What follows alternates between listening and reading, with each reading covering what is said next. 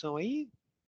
Bom, primeiramente é somente agradecer, né, por ter aceito o nosso convite, iniciando hoje mais um Quarta Técnica, um evento, produzido, né, e apoiado aí pela Somax Group, uma iniciativa que nasceu com o intuito de trazer conteúdos relevantes com profissionais renomados para o nosso espaço, né, de democrático sobre proteção, privacidade de dados, perícia, enfim, tudo aquilo que é de segurança, que é de proteção e privacidade de dados, a gente traz para poder debater.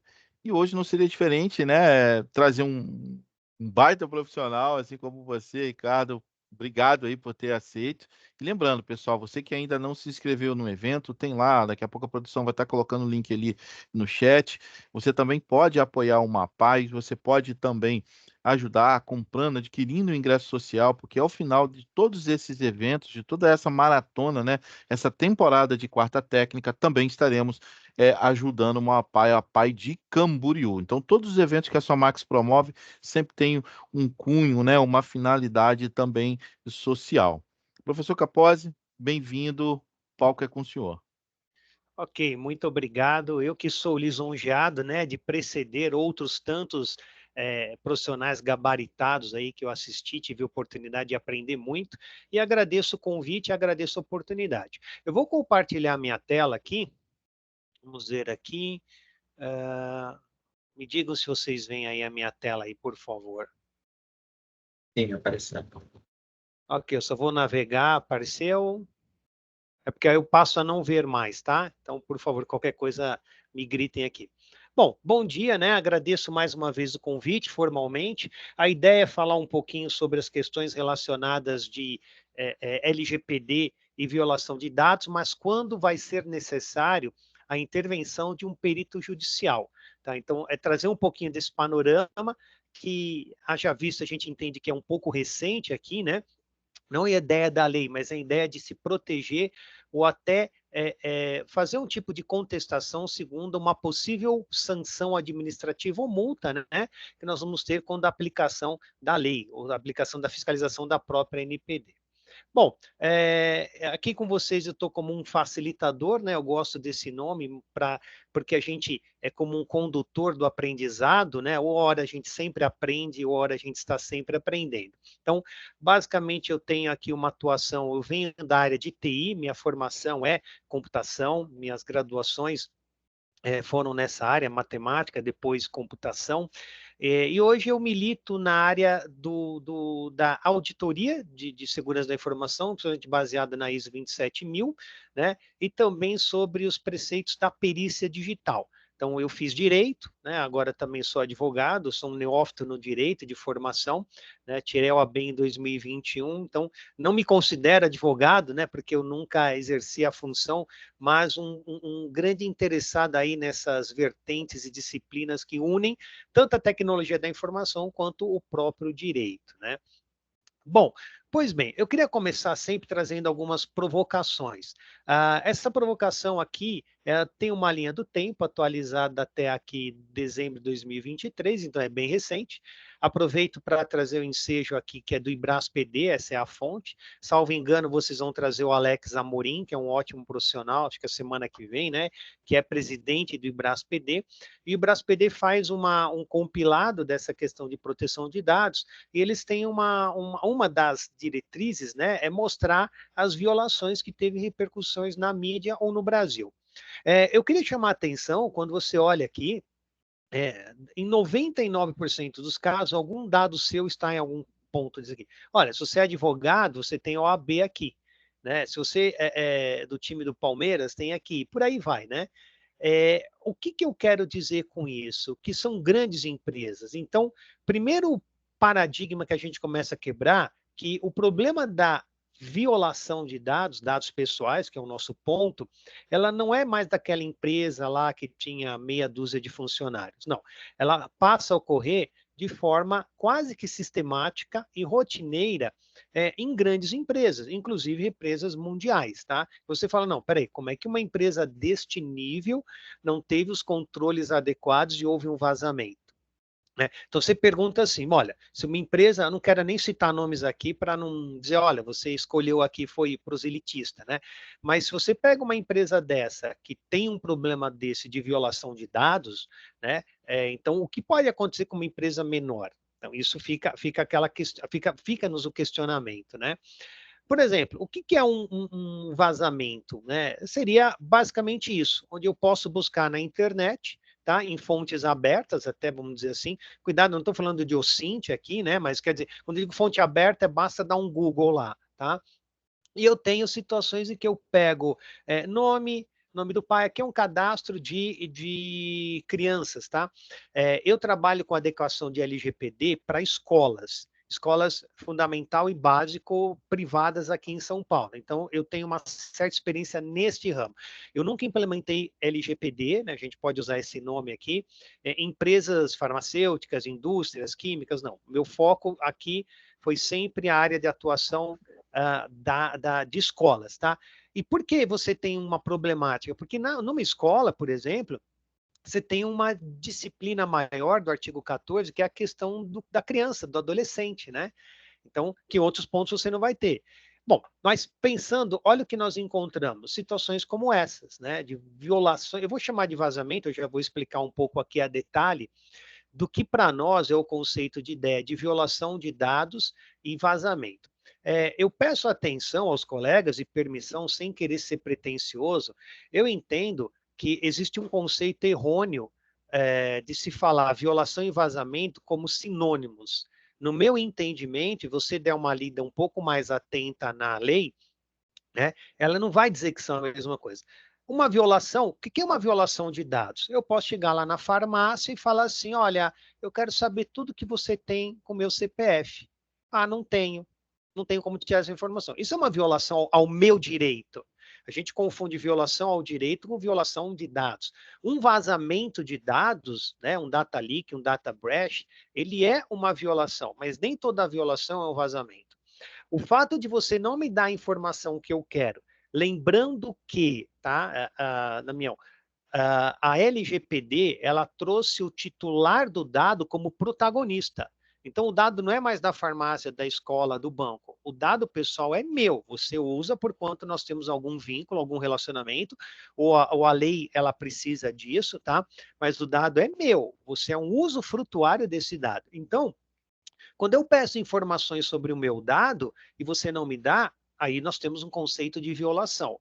Um segundo exemplo, para não me estender, seria: olha, eu não quero mais relacionamento com você, eu quero que você apague os dados e me prove que você apagou.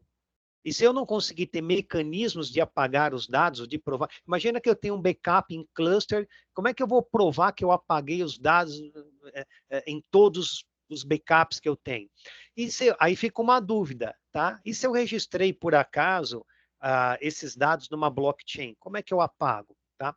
Bom, nesse ponto, nós entendemos que há uma violação do direito do titular do dado, que sou eu, que é você, pessoa natural, como a própria lei determina.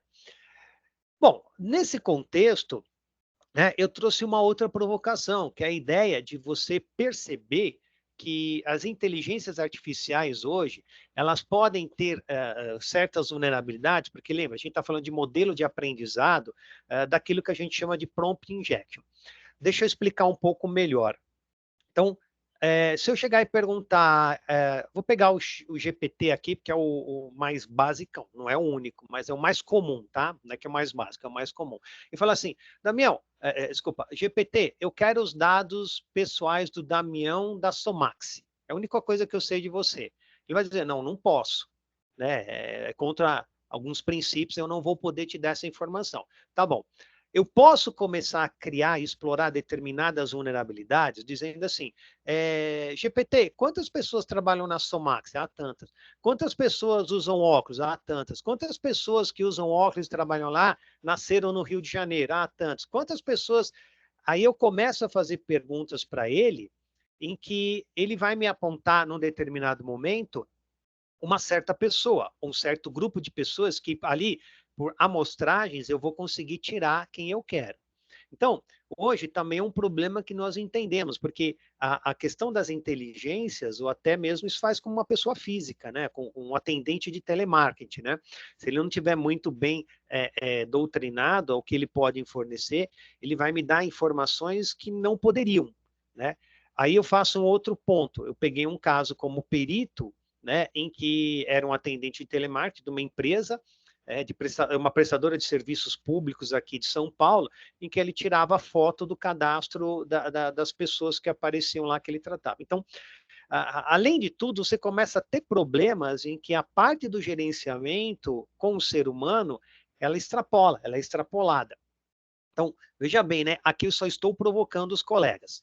Bom, quando eu penso em LGPD e nessas provocações, eu preciso entender, eu preciso beber da fonte, que é a própria lei, lá no artigo 5º. Especificamente falando, quando eu vou entender qual é a ideia do titular, né, no inciso 5º e 6º, e a ideia do controlador, né, e depois da ideia também do operador. E, principalmente, quais são as bases legais? É aqui que talvez as empresas que coletam, ou melhor, o verbo, qualquer coisa que você faça com o dado pessoal, né, a gente pode entender que é uma ação verbal, né, com exceção de amar o dado, né, ou odiar o dado, qualquer coisa a gente pode entender que é um tratamento de dados, haja vista que um artigo, para alguns juristas hoje, ele é um rol exemplificativo, não é taxativo. Eu sou da parte de exemplificativo, então eu entendo que qualquer coisa que eu trate o dado. Em cima disso, eu tenho que construir as minhas bases legais, né? Ou melhor, eu construo as bases legais, em cima disso, eu vou construir os tratamentos de dados. Por que eu trouxe esse slide aqui? Para que a gente possa entender que, como perito, eu tenho que ter um guia, eu tenho que ter uma régua, eu tenho que ter um prumo, uma pedra de esquina, eu tenho que ter um norte para quando eu for acionado para tratar uma perícia com violação de dados, eu entender. Bom, porque senão eu vou ficar batendo numa tecla, olha, mas aqui não é problema, teve um consentimento do titular, né? Tá lá explícito na base legal. Não, aqui não é um problema, aqui está a tutela da saúde, então por que está tendo esse problema? Então, eu, perito, tenho que, antes de fazer uma perícia, beber da fonte, ou melhor, estudar a lei. E aí eu faço uma crítica ao pessoal de TI, que a gente não gosta de ler lei. Né? Dificilmente você vai pegar um cara da área de TI, que você está lendo, eu estou lendo o Marco Civil da Internet, estou lendo a lei Carolina Dickmann, estou lendo a PL 4939 dos coleta dos artefatos eletrônicos, por aí vai. Dificilmente, a não ser que você tenha uma imposição, ele vai querer ler. Então, também eu deixo aqui, meus nobres, esse incentivo desta E, leitura. Né? e, professor, e o contrário também, né? Dificilmente você pega um advogado que está lá buscando entendimento sobre segurança, tecnologia, né? Também acontece isso, né? Aí eu vou dar o meu ponto de vista, tá, senhores? Aí eu acho que é até pior, tá? Porque tem advogado que ainda confunde IP com inquérito policial. Ah, qual é o endereço IP? Quer dizer, ele acha que IP é inquérito policial. E você vai explicar para ele que não é, que não são as mesmas coisas. Então, principalmente aqui, insisto, é um ponto de vista meu, não tenho pesquisa para dizer. Principalmente os mais novinhos, aquele que quer fazer advocacia só para fazer um concurso público, ou os mais antigos que falam, ah, não, isso aí não me interessa, tá? Me insisto, tá? Por favor, sem levantar polêmica aqui, é uma percepção minha, tá? E eu entendo hoje que não dá, a tecnologia da informação vai estar sempre à frente do direito. O direito vai estar sempre na retaguarda. A gente está vendo agora as PLs que querem votar sem entrar na questão política. Então, acontece um fato, eu quero criar uma lei para regulamentar aquele fato. A gente está sempre, o direito está sempre atrás dos preceitos da sociedade, né? Basicamente, em relação à TI, é isso que a gente entende. Mas é uma verdade isso, tá? Hoje é multidisciplinar, tá, Damião? A gente tem que trazer isso para a nossa escrivaninha de trabalho. Tudo bem? Tranquilo? Bom, dando sequência aqui, agradeço a contribuição aqui, né, meu? Bem-vinda, como sempre, bem colocada. Né? Então, quando a gente pensa num incidente que envolve um dado pessoal, né, aqui pelo preceito da LGPD, o que eu posso ter como impacto? A imagem do próprio negócio, a confiança dos clientes, né, ou dos titulares, propriamente dito, né, a reputação da empresa é abalada, a questão de multas e sanções. E aí eu venho com a pergunta, vamos tomar um cuidado, eu já vi colegas falando, né, talvez principalmente do direito, não da área de TI, falando em crime. Né? Até onde se sabe, a lei não é penal, e sim uma sanção civil e ou administrativa. Você não vai ver o operador e o controlador sendo algemado porque o dado vazou. Pelo menos eu não enxergo dessa forma. Ele não está dizendo multa de prisão, detenção, reclusão. Não existe, não está tipificado no Código Penal, não é direito material do Código Penal. Então, eu trouxe a ideia da responsabilidade civil, né? Que você pode pedir uma reparação material.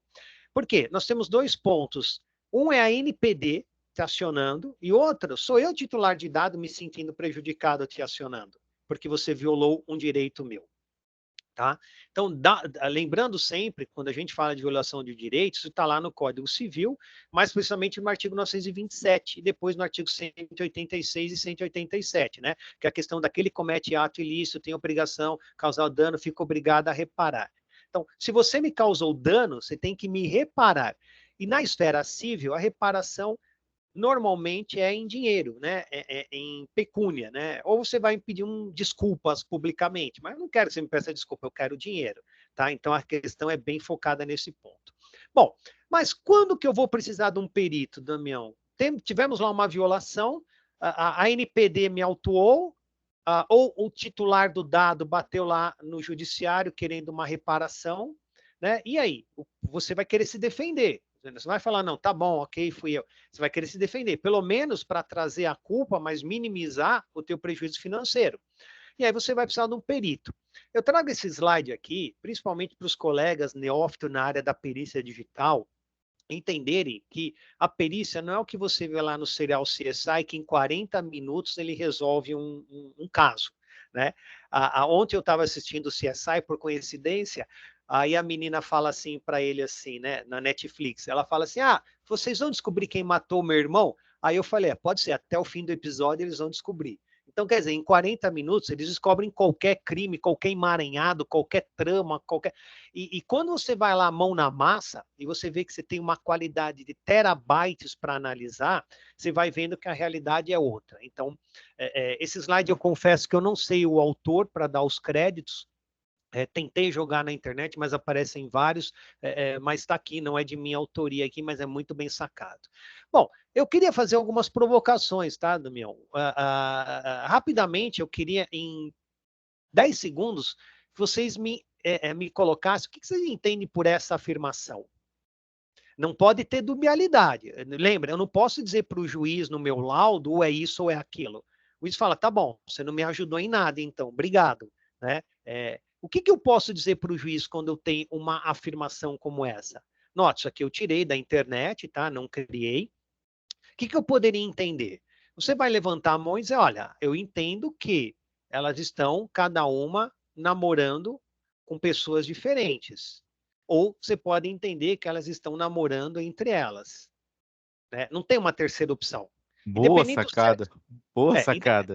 Boa, né? Porque eu tirei isso da internet, tá? Eu confesso que eu vi e falei, caramba, eu não entendi isso aqui.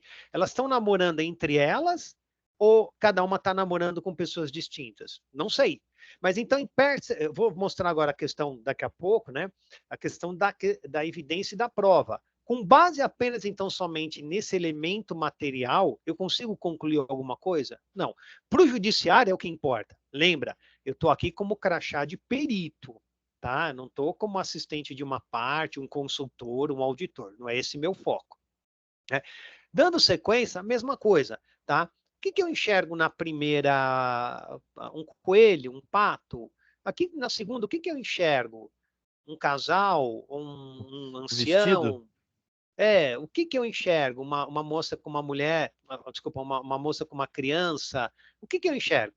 Na terceira, o que é isso? São respingos de sangue? São gotas vermelhas? É vermelho? É uma pintura abstrata? O que é isso? Bom, a questão é a seguinte, meus caros. O que parece para nós na perícia precisa ter muito bem fundamentado. E aqui, Damião, eu chamo a atenção para os colegas advogados que eles querem criar fundamentações jurídicas. E não é isso que interessa para um laudo pericial. A fundamentação é técnica, a argumentação é jurídica.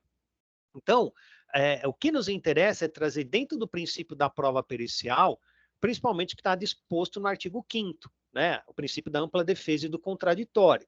Então, tudo que eu levantar em sede de perícia, eu preciso entender. Então, por exemplo, quando eu olho lá no Código Civil, eu tenho a confissão, eu tenho a prova técnica, eu tenho elementos documentais, a prova técnica é a prova pericial, a única prova técnica, e eu não posso ter nenhum princípio de prova que fira o elemento que viole a lei material, aí eu vou chamar de prova ilícita, ou que não respeite uma regra processual, que eu vou chamar de prova ilegal, ou ilegítima, tá? Melhor dizendo.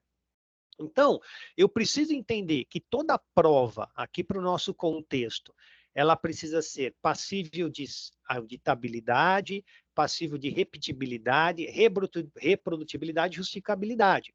Para nós isso é importante, né? Eu tenho que ter os modelos em que eu possa ser passível de ter tudo isso. Isso é da ISO, tá, gente? Não é do Capose, não. É da ISO. Se você olhar, isso é um preceito até da ISO. E lembrando que quem aprecia a prova é do processo. E quem aprecia é o juiz. Tá? Quem aprecia o laudo é o juiz. Ele julga segundo a sua livre convicção motivada. Então, ele precisa ser motivado para julgar. Então, ele vai dizer assim, perito, teve violação ou não teve? Quando a empresa teve culpa ou não teve culpa? Foi o controlador ou foi o operador? O titular foi concorrente? Lembra, isso eu tenho que trazer dentro dos meus elementos. Bom, então, para dar um contexto melhor, uma evidência digital, ela expressa um indício, tá? E dentro de um caso digital, eu preciso ter esse indício, materialmente falando. Eu preciso transformar isso. Basicamente, quando eu trato isso, eu vou pensar em situações que comprometam lá os pilares da segurança da informação, né? Quer sejam os três principais, confidencialidade, integridade, né? E a gente pode dizer a disponibilidade. Lembra, eu vou lá na farmácia e falo, quais são os dados que você tem meu? Ah, não tem essa informação agora. Comprometi a disponibilidade da informação. Tá? Aqui, para nós, dado de informação tem o mesmo contexto, tá ok? São coisas diferentes, mas didaticamente a gente tem o mesmo contexto. E aí, quando nós falamos de prova, eu preciso que ela seja... tem o promotor de justiça do Rio de Janeiro, que é um cara que eu admiro, que é o Pedro Mourão, até indico que vocês o tragam aqui. Ele fala que a prova boa no processo é aquela que foi massacrada, que foi detonada e sobreviveu. Essa prova, sim, é uma prova boa para ser admitida em juízo.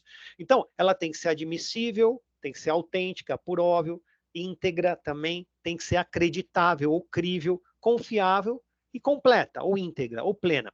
Se eu não tiver esses predicados na prova, a prova é desprezável para mim. Tá? Eu, perito, eu descarto. Ah, mas seu perito, por favor. Não, mas de onde ela veio? Ah, veio do céu. Não, do céu não importa, né?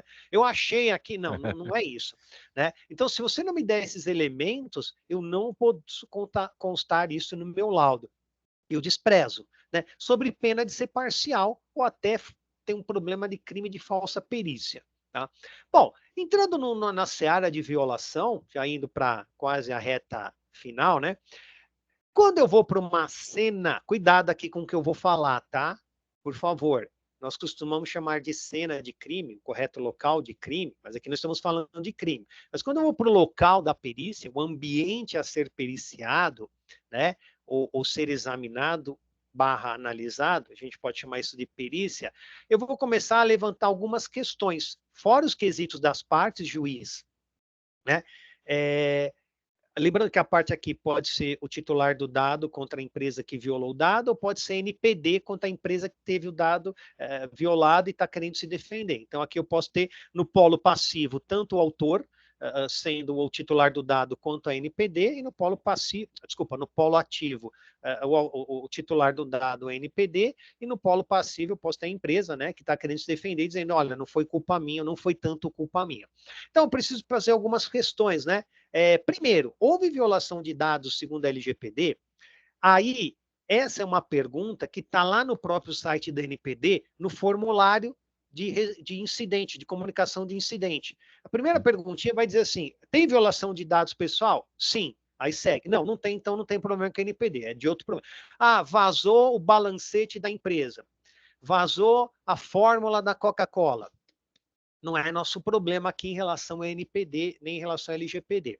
Então, primeiro, teve uma violação com o LGPD? Ok. Foi indisponibilidade ou foi um vazamento? Foi um data leak ou um data breach? Teve furto, sequestro? O que aconteceu? Né? Foi violação por algum dispositivo informático? Ou foi um papelzinho que o cara jogou no lixo? E olha que tem muito. Nas escolas, o que mais tem é formulário que vira rascunho para criança. Aí você olha atrás, é um contrato do pai assinando com os dados. Só uma curiosidade, Damião, quando eu faço numa escola particular, né, eu tenho o dado da criança, o dado do pai, o dado da mãe, o dado do responsável, que às vezes não pode ser nem o pai nem a mãe, tem o dado, se ele paga a mensalidade, as mensalidades são caras, às vezes eu tenho um dado de um fiador. Então, num contrato de criança, por exemplo, às vezes eu tenho o complemento de 5 dados pessoais. Né? Olha, é diferente do Ricardo ir se matricular na faculdade, que é só um dado lá. Quando eu levo o dado. E da criança, tudo bem, você tem aquela questão da tutela da saúde, eu ainda informo se ela tem déficit disso, se ela tem síndrome daquilo, se ela tem alergia àquilo outro, se ela é isso, se ela é... Então, basicamente, só para vocês entenderem, é bem complicado. Então, num conceito, eu tenho violação por dispositivo informático, se veio do controlador ou do operador, né? Se teve alguma facilidade ou conivência do próprio titular, né? E se teve, quais são as ações do encarregado, ou que a gente chama em inglês do DPO. E eu vou buscar também premissas do consentimento. Eu vou beber de novo lá da fonte. Eu tenho que ir para uma perícia desse naipe com a fonte que é a LGPD, ou pelo menos quando eu vou confeccionar o meu lado. Então, os consentimentos foram nulos, consigo ter, é implícito, cuidado com aqueles contratos de adesão opt-in, você aceita opt-in, tal, tal, tal. Houve revogação e você não registrou a revogação, eu falo para você, você faz um contrato opt-in lá, e como é que você tira aquilo depois? Boa pergunta para o pessoal de TI. Houve compartilhamento? Compartilhamento foi consentido ou não? Né? Ônus da prova, de quem é que prova, né? Basicamente aqui a gente pode pegar e beber do artigo 6º do CDC, né? Ou se teve alguma dispensa legal. O cara está morrendo lá, eu não vou pedir para ele se ele vai querer fazer transfusão de sangue ou não. Eu vou salvar a vida dele, que a tutela da vida é maior, né, do que isso. Tá? Então, nós temos aqui preceitos para evidenciar. Então, eu perito. Houve risco ou dano aparente? Houve publicitação do incidente? Lembra lá, o IBRASPD vai ver disso aí, né? Adotou as boas práticas. Aqui eu quero chamar a atenção para a galera de TI, principalmente o pessoal que mexe com segurança da informação / cibersegurança, né? As boas práticas ainda não estão descritas na NPD. A agenda da NPD desse ano, nesse semestre, indo para o próximo semestre, o item 18, vai tentar determinar o que é uma boa prática. Porque eu chego para você e falo assim, Damião, o que é uma boa prática de segurança da informação? Eu uso senha de 10 caracteres. Tá, mas quem está dizendo que isso é uma boa? Não, porque eu sempre usei a Somax usa. Tá bom, então é um padrão da Somax, é um padrão Damião de segurança da informação, né? Mas e aí? E não é um padrão Capose de segurança da informação. Então, você olhando lá no artigo 50 da lei, das boas práticas, ele vai perguntar para mim, o juiz pergunta, senhor perito, a empresa adotou boas práticas de segurança da informação? É uma pergunta muito subjetiva hoje, porque eu não tenho como fazer uma fonte de comparação, a não ser que eu vá na ISO, no NIST, no CIS, na SANS, e falo, olha, segundo o ISO, que é mundialmente aceito, é assim, é assado, da criação de senhas, da política de backups e tal. Mas o outro lado, se ficar insatisfeito, vai dizer, não, quem disse que isso é uma boa prática? Está na cabeça do perito. E cuidado, para quem quer trabalhar na área da perícia, cuidado que o artigo 473 veda que eu emita qualquer opinião. É vedado ao perito emitir qualquer opinião, bem como é obrigado a fundamentar todas as suas respostas e como chegou à conclusão. Então, não posso falar, eu gosto do ISO porque eu tenho certificação ISO, porque eu aprendi lá na escola o ISO, então, por isso, para mim, aquilo é uma boa prática. Você está dizendo que o seu time de futebol é o melhor do mundo, com base aos seus valores e crenças. E cuidado, tá, gente? O laudo pericial não é dogmático. Eu não posso ter a questão axiológica disso, tá? Eu tenho que ser uma questão doxológica disso, desculpa. Eu tenho que ter uma questão de conceito, é um cientificismo, eu tenho que ter epistemologia científica para fazer um trabalho pericial, tá? Bom, então aí eu coloco aqui para terminar o grau do dano, a gente pode ter uma ideia de 0 a 3, isso aqui também é do próprio a NPD, né, o Ricardo está colocando. Então, por exemplo, inflação não ocasionou dano, né? Não teve nenhum impacto para ele, sei lá, eu fui num show, tirei uma foto sua e publiquei no jornal, tem milhares de pessoas e eu identifiquei o Damião. Pô, causou algum impacto para você? Não. Então você lembra que o dano tem que ser provado, tá? Ou teve algum impacto muito grande, teve uma ofensa ao seu direito, alguém pegou os seus dados, criou um empréstimo e teu nome está negativado por isso. Pô, um grande dano para você. Tá? Então, a gente tem sempre que pensar o que eu vou trazer de resposta para o juiz de dano. E, por fim, eu trouxe aqui principalmente as 8 sanções administrativas, e eu queria trazer um ponto para você. Uma das sanções é o bloqueio do dado pessoal. Quando você olhou, acho que até novembro do ano passado, eu confesso que eu não olhei mais, até por uma certa raiva, das 9 sanções que tinham, 8 eram empresas estatais e uma era uma particular. Só que essas 8 não podem ser multadas. Não tem multa, tá, gente? Não dá para sair o dinheiro de um bolso e entrar no mesmo bolso. Não faz sentido. Mas você pensa o seguinte: o SUS vazou meus dados. Tá bom. Será que eu consigo aplicar o bloqueio dos dados no SUS? Desculpa, você ia fazer aquela operação, mas a NPD bloqueou seus dados, então só daqui 6 meses eu vou poder. Então, não se aplica. A NPD vai pegar no pé muito de empresas particulares. As estatais vão continuar solto, agora, de novo, na minha visão, né? Continuar solto aí a festa das violações, tá? Como é que o INSS que vaza meu dado? Desculpa, esse mês você não vai receber porque eu estou proibido de te pagar, porque eu não posso usar o seu dado, porque a NPD me disse que eu tenho uma multa, uma sanção de 6 meses. É impensável. Então, quem vai pagar quem vai pagar o pato são realmente as empresas privadas aí, na minha visão, tá? Bom, coloquei aqui exatamente a questão das multas, né? Principalmente a relação da gravidade da natureza, né? Então, a questão da gravidade ela é muito subjetiva, né? Eu posso ter um parâmetro daquele ponto de danos, né? E, por fim, eu coloco aqui questões queira o perito informar. Né? Eu peguei essas informações de um colega da PECOF, né? Que é um grande profissional em privacidade de dados, que é o Alexandre, então eu dou o crédito a ele, mas são perguntas como essa. Eu tenho um perfil comportamental? Houve transferência internacional? Observou as boas práticas? Está lá previsto no artigo 46 e artigo 50. De novo, que é uma boa prática. Né, muito subjetivo, pelo menos hoje, né? Se houve ou não comunicação do incidente, do vazamento, houve comunicação para o titular, houve comunicação na mídia, que ações ou contramedidas a empresa que teve o dado violado está fazendo? Ela cruzou os braços ou ela tem um time de resposta a incidente? Lá no artigo da lei, no 46 está lá, é um plano de resposta a incidente. Ela tem que me provar. A primeira coisa que eu vou perguntar para eles é: me mostra o seu plano de resposta a incidente, como esse incidente foi tratado. E se eles fizerem aquela cara de paisagem, eu já vou entender. Não teve. Aí ela não teve, ela foi desconforme um artigo legal. Tá?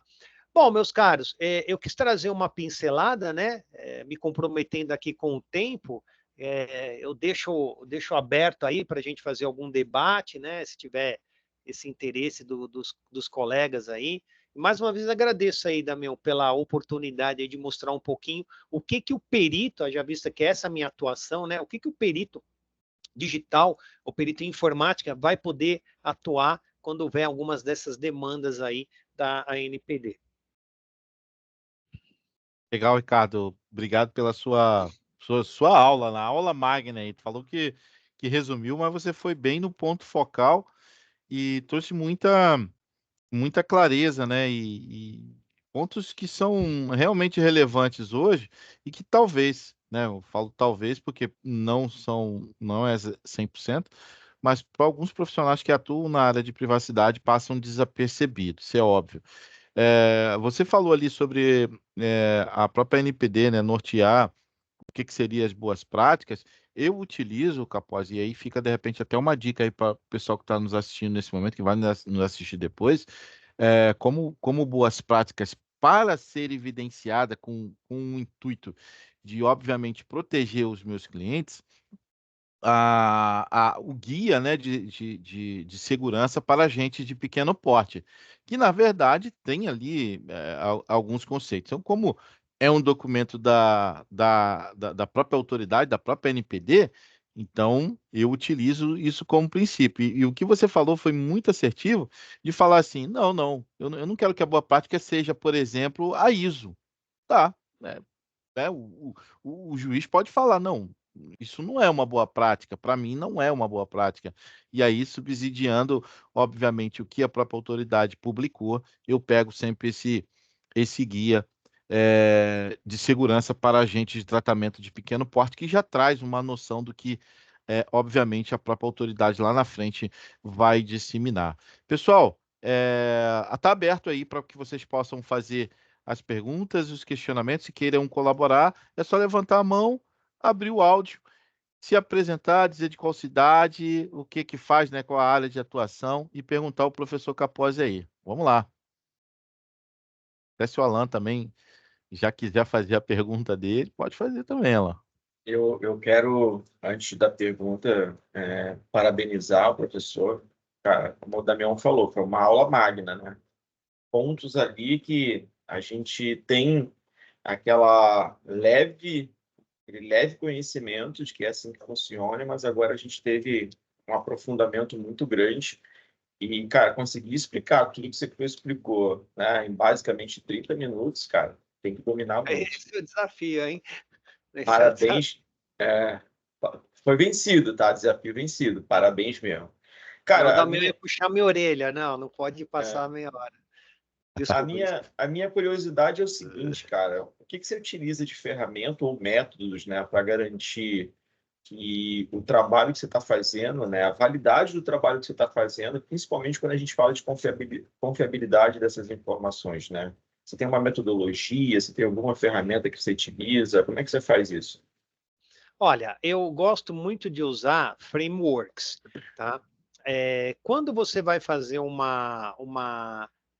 vou pegar aqui não sei se você perguntou só da questão da violação ou de qualquer outro tipo de perícia, tá? Mas, basicamente, quando você faz uma perícia em digital, vamos esquecer só um pouquinho a questão criminal, tá? Porque nem toda perícia, Alan, ela é relativa a crime, né? Então, o que que eu tenho? Eu tenho duas partes que estão litigando por alguma coisa. Então, qual é o método? Eu preciso pegar os elementos que a parte A está dizendo que fez ou que não fez, e o elemento da parte B, vamos pensar em autor e réu, tá? Que a parte B fez ou que não fez, e começar a fazer análise sobre aquilo. Bom, então você disse que eu mandei a mensagem, tá? Mas aí ele disse que não foi a mensagem, não teve aquele conteúdo, ou que não era aquela data, ou que além de não ser aquela data, tinha um terceiro envolvido com cópia. Eu tenho que pegar a coleta daquela informação numa determinada cópia. Então, qual é o método que nós vamos usar? Primeiro, eu preciso ter acesso aos dados. Então, de um determinado momento que o dado chegou na minha mão, eu começo a criar um evento cronológico. Tá? Isso eu vou beber também lá da fonte do 158A do CPP. Né? A questão do que a gente chamaria de cadeia de custódia, foi ingressada aí com a Lei 13.964 lá, salvo engano, com o pacote anticrime lá do Sérgio Moro. Então, eu tenho métodos para fazer. É como fazer um bolo, né? Não adianta você quebrar o ovo antes de misturar a farinha, etc. Então, esses métodos, como que eu gosto de beber? A RFC 3227 me dá uma boa direção de cadeia de custódia. A ISO 27037, uma boa definição disso também de cadeia de custódia. Quando eu vou para a violação de dados, eu quero entender como é que funciona um pouco melhor, eu vou beber da ISO 27701. Né? Se eu vou falar um pouquinho de gestão de risco, eu vou na ISA 31000. Né? Se eu vou de antissuborno, compliance, também da 31000. Né? Então, eu vou sempre trazendo ele. Eu preciso beber de fonte. Eu chamo aqui, desculpa, eu estou até me repetindo, mas eu preciso ser conhecedor de algumas coisas para aplicar um método. Né? O método científico lá, Francis Bacon, começou com Descartes, 1637, da dúvida, tese, síntese, antítese. Eu preciso refutar tudo. né? Então eu não posso pegar, tá aqui meu celular, olha que o Damião me falou, ele me prometeu um aumento, ele me prometeu isso, tá, peraí. Então eu preciso pegar isso, coletar, armazenar, fazer as extrações, preservar, né? Fazer um modelo de repetibilidade, testar, exaurir. Quando necessário, eu crio paradigmas, né? Olha, eu vou fazer um teste de paradigma para ver se o que você está afirmando é correto ou não. Como é que ele se comporta em 10 vezes que eu faço aquele teste? É repetível? Então, o maior problema que nós temos é aplicar o método científico, aí eu tenho que parar e estudar método científico antes de ser perito. E é o que o perito não quer. Às vezes, aí eu faço uma crítica, o cara acha que ser perito é entender de estrutura de arquivo do Linux. Não, eu manjo de Node, eu manjo de... Eu sei buscar uma chave no NT, tá, mas e aí? Até aí eu sei escrever no Google como saber quantas vezes a máquina foi ligada. Isso não é ser perito, né? O perito não é um investigador, né? Ele não vai investigar, é diferente isso também. Então, assim, desculpa se eu estou divagando na resposta, Alan, o método que eu uso é o método científico. Então, quando você entende método científico, aí você consegue fazer qualquer coisa, qualquer ensaio, qualquer laboratório. E você tem que entender que tem que ter controle, tem que ter teste. Você pode fazer um teste constructor, um teste duplo cego, situações assim, né? Isso é o que acaba acontecendo se o cara é bom na perícia, usar método científico. E para terminar, Alan, quando eu sou contratado para atacar um trabalho de um outro colega, eu ataco o método. Eu não ataco a pessoa, obviamente, né? Mas eu ataco o método. Aqui o cara falhou nisso, aqui o cara falhou naquilo, aqui em vez disso. Posso lhe dar um exemplo? Semana passada eu fiz um trabalho criticando um laudo de um perito que ele usou um método, olha só, ele pegou as imagens de um site, era concorrência desleal ou propriedade industrial, que ele falou que o A estava pegando a foto do B para vender o mesmo artefato, né? E ele usou, olha só, ele escreveu, o método usado é o método comparativo de análise visual. Ele pegou a imagem A, pegou a imagem B e falou, olha, aqui tem um risquinho, aqui também tem... Sem brincadeira, pobre, e o método é refutável. Aí eu peguei um tratado de neurociência que está dizendo que os olhos enganam, o cérebro pode ver, pode ser tendencioso e tal. Então, ele fez um laudo de 10 páginas, eu fiz um laudo para refutar o laudo dele, criticando o método dele, que deu 37 páginas, entendeu? Então, basicamente, eu critico o método. Quando você não tem um método, aí é que é o problema. Fantástico. Isso vale para qualquer coisa, tá? Pelo menos na área da perícia. Nem é na área da perícia, é na área da ciência, né? E a questão de ser científico é porque é muito questionador, né? Todo cientista é muito questionador, né? Legal demais. Sim. E aí, Alan, a ciência, ela é questionar. A ciência trabalha, anotem aí quem quiser, com verdades provisórias. Se não é dogma, né? Não é dogma, é dogmático. Faça, ou é axioma, né? E eu trabalho com postulados, eu trabalho com teses, eu testo hipóteses, eu refuto sim ou não, tal, né? Então, é isso. Quando você vai para o dogma, então, insisto, né? Ela vira preceitos, né? Axiomáticos e não pode, né? Ó, acredita aí e fica quieto. É isso porque é isso, né? Entendeu? Perfeito. Perfeito, professor. Temos Essa aqui foi agora... extensa, essa resposta, hein? Foi. Vamos lá. Juarez Lopes. Vamos lá, então. Bom dia ainda, né, pessoal? Para quem não me conhece, sou o Juarez, da LGPD 365.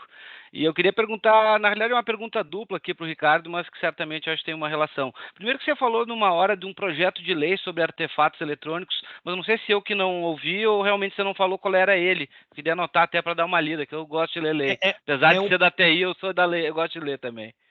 É o projeto do Marcos Pontes, é o 4939. 4939. Aí só peço se eu não. Às vezes a memória falha aqui, né? É o do Mas do Marcos Pontes, perfeito. Isso, né? Que eu acho ele. Ele quer. É o 4939, é de 2023, tá? Por Legal. favor, mas você escrever projeto de lei.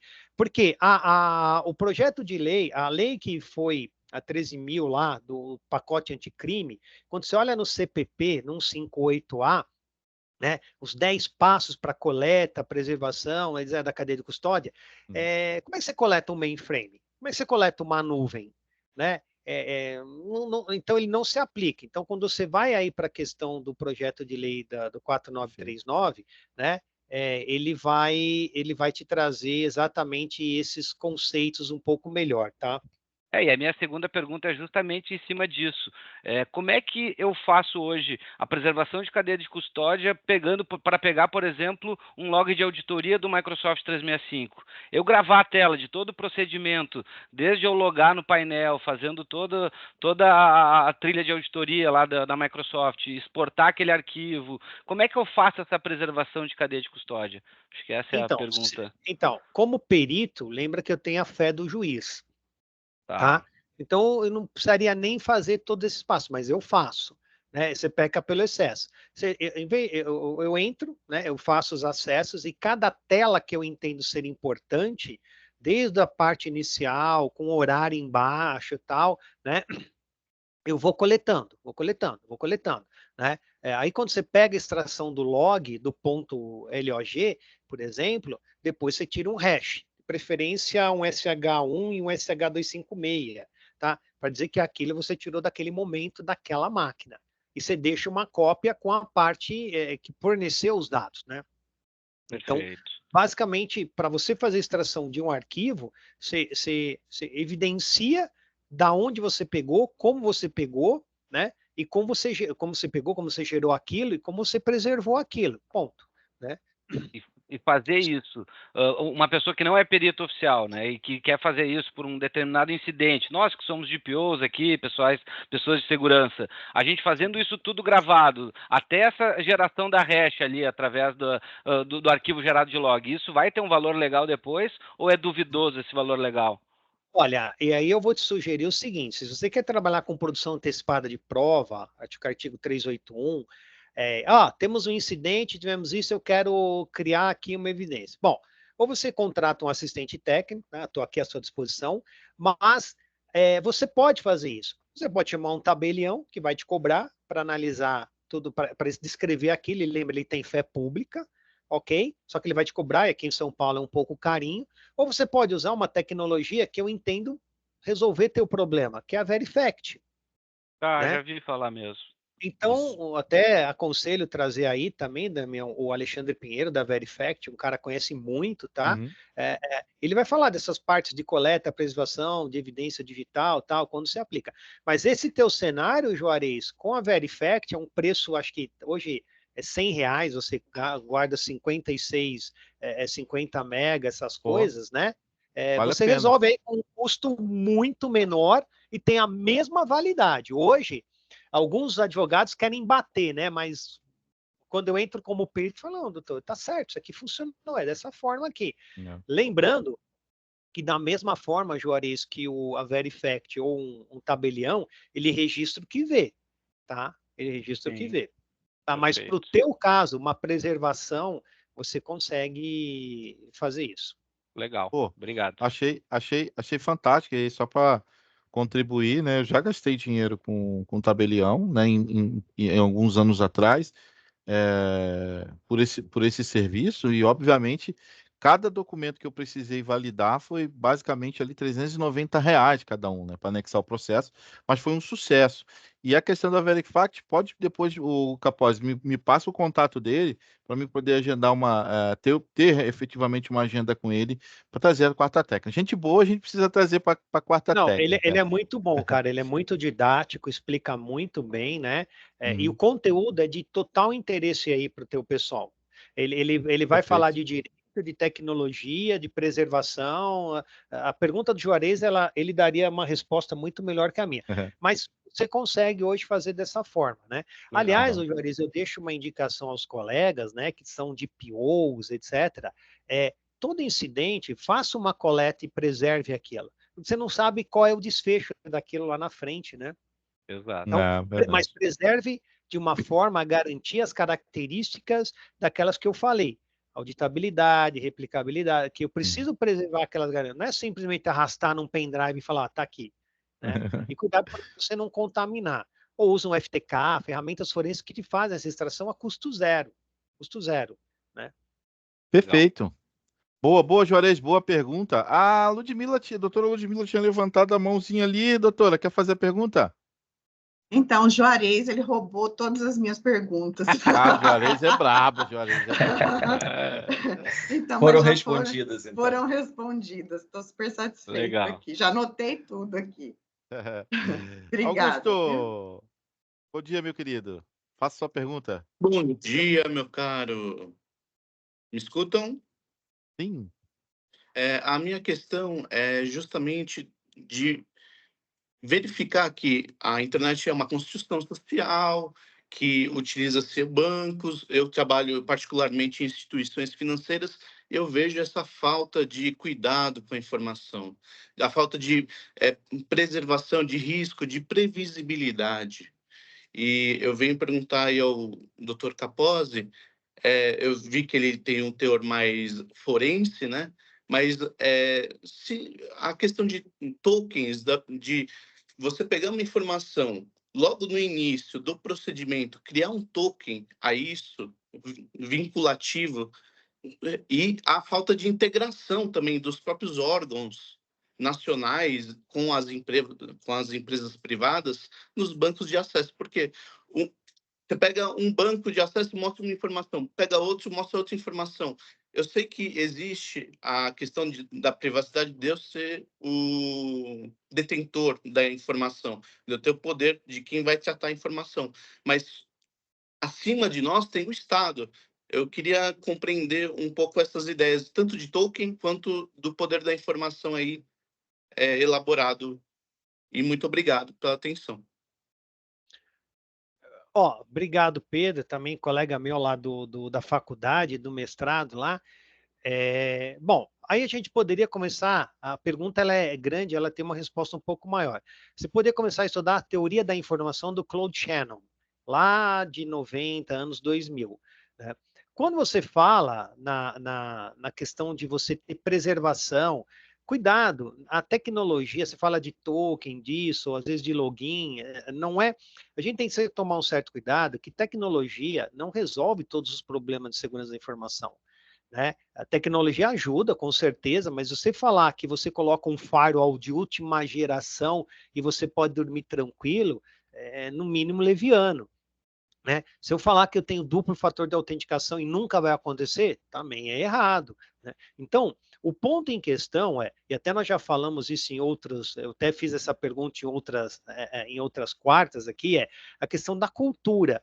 A gente ainda bate muito eu entendo que a gente bate muito na falta de cultura e não de ter procedimentos, mas de aplicar os procedimentos. Às vezes a empresa tem um puta procedimento de ponta, validado, revalidado, isso, mas o usuário, ele consegue fazer um deviation e aí todo o procedimento vai por água abaixo. Então, a questão da cultura, ela, na minha visão, Pedro, ela é mais importante que a questão de você ter procedimentos, ou ter tecnologias de ponta, ou ter tokens, cargas, Kerberos, BGPs, SOCs, NOCs, CIEM, SOAR, essa sopa de letrinhas que a gente pode colocar e achar que com isso eu estou 100% garantido. Isso não vai existir, porque tem uma coisa... Né, que é o fator humano por trás disso tudo. Né? E enquanto o fator humano estiver lá por trás, agora as inteligências artificiais que imitam o ser humano, a gente volta ao mesmo problema, né? Às vezes é o estado de natureza e de sobrevivência. Eu vou só contar um exemplo, rapidamente. Eu fui fazer uma busca e apreensão, pegando o gancho aqui da pergunta do Pedro, eu fui fazer uma busca e apreensão na casa de um ex-funcionário de um grande banco aqui no Brasil, um grande banco privado, porque ele tinha exfiltrado uma tabela, e o banco descobriu e fez um alarde, fomos lá fazer a busca e apreensão. Fomos lá às 6 horas da manhã na casa do cara, tal. Polícia, isso, aquele... Aí, tá, o cara não sabia que não era para fazer, mas eu quero mostrar para vocês o que aconteceu. Ele realmente mandou uma tabela em Excel que ele tinha feito no ambiente do banco lá, na máquina corporativa. Ele tentou mandar por e-mail e não foi. O sistema disse que não podia, tal. Ele não podia espetar o USB, não podia imprimir, não podia nada. Sabe como ele fez? Eu não sabia. Ele abriu o LinkedIn, criou uma conversa com a pessoa que ele queria mandar, então era a namorada dele, tá? Só para vocês entenderem, e anexou essa planilha e a planilha foi. Entendeu? Agora, pasmem vocês. Eu não sabia, o cara chegou e falou assim para a gente, mas isso todo mundo faz lá no banco. Eu não vou falar que é um grande banco, seus 5 bancos no Brasil, pensa lá, um banco privado gigantão. Aí o cara falou assim, eu falei assim, mas fulano, quem te ensinou isso? Não, todo mundo faz. Ele abriu umas 30 conversas com diretores e eles trocam. Então, peraí, eu falei, peraí, então isso no teu banco é comum? Todo mundo faz. É aquele Aqui, banco que tem a letra A no meio ali, tem a letra A no nome, não tem a letra A? Começa com BRA, entendeu? É um banco privado. Então, quer dizer o seguinte, o cara mostrou pra gente, isso aqui é meu superintendente falando, então, hierarquicamente superiores a ele fazendo a mesma prática. A mesma prática. Eles mandaram, eu estava aqui trabalhando o fim de semana, ele me mandou pelo LinkedIn, eu continuei a tabela, mandei de novo pelo LinkedIn. Entendeu? Então, Pedro, o sistema interno do banco pegou, teve um alerta, mas não bloqueou, não impediu. E foi, e viu. Agora, só para descontextualizar, só para fechar, né? A planilha, no meu entender, eram dados públicos, que ele pegou de um local lá que o próprio Banco Central fornece. Então, por isso que ele achou que não estava cometendo nenhum erro. E o segundo ponto, só para vocês entenderem, eu pesquisei, não dá para apagar. Eu não consigo apagar um chat do LinkedIn. Olha só. A não ser, insisto, a minha pesquisa foi, eu não consigo apagar um chat de LinkedIn, a não ser que eu cancele minha conta no LinkedIn. Então, para resumir, aí até batendo o horário, tecnologia me ajudou? Legal. Teve procedimentos? Teve. E o usuário criou um desvio, né? O usuário não ele, porque ele também aprendeu do diretor, que deve ter aprendido de outro, e aí vai. Então a empresa inteira cria um mecanismo, mas ela não utiliza o mecanismo. Só que quando ele saiu, ela usou aquilo contra ele, certo? Então, espero ter ajudado aí, batendo aí meio-dia aí no seu cronograma aí, Damião. Fantástico, fantástico, professor. E a gente fica muito agradecido, muito feliz dessa aula magna, né, que foi produzida aqui. Eu acho que toda quarta-feira a régua só está subindo, ou seja, aumentando a responsabilidade de quem chega depois. Então, vocês que vão participar aí, a régua está subindo. Pessoal, é o nosso momento agora de tirarmos a nossa selfie, a nossa fotinha. Então, abrindo a câmera aí em 15 segundos. Quem abriu, abriu. Vamos tirar, vamos registrar esse momento. Vamos lá. Vamos lá. Olha, tem gente pra caramba aqui. Vou botar aqui em galeria grande. Tá aparecendo bastante gente. Vamos lá. 1, 2 e... Cadê o povo? Agora sim. Vamos lá. 1, 2, 3 e Paris. Paris, aí, pegou Paris. Professor, suas considerações finais para a gente encerrar mais uma quarta técnica com muita qualidade. Bom, quero agradecer, né? Basicamente um agradecimento. Muito obrigado. Eu tenho acompanhado, né, algumas aí, acho que nos últimos 6 semanas eu tenho o privilégio de trabalhar aqui no meu escritório, então eu consigo ter esse tempo e é um fantástico aprendizado, assim, sem dúvida. A gente fica aqui ouvindo lá. Eu aconselho a todos que querem se manter atualizado dos diversos assuntos aí da área de TI aí. Muito obrigado, gente. Fico à disposição de todos aí. Valeu, pessoal. Muito obrigado e até a próxima quarta-feira, sempre às 11. Tchau, tchau, pessoal. Até mais. Um abraço. Tchau, tchau. Valeu. Valeu, turma.